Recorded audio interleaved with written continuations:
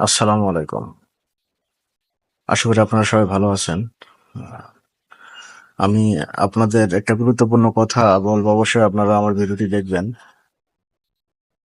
যুব সমাজ, বর্তমানে যুব সমাজ এমন একটা পর্যায়ে চলে গেছে নেশার জগতে।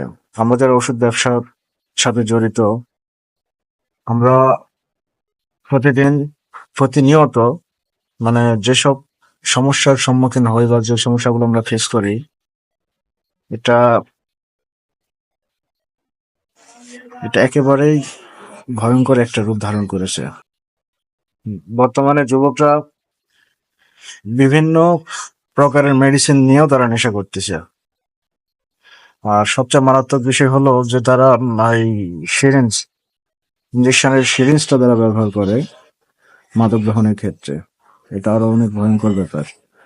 অবশ্যই আমি ওষুধ ব্যবসায়ীদের রিকোয়েস্ট করব, আপনারা অন্তত এই সিরিঞ্জটা প্রেসক্রিপশন ছাড়া কারো কাছে বেচবেন না। সবাই ভালো থাকবেন। আল্লাহ হাফেজ। জনস্বার্থে ভিডিওটি শেয়ার করবেন।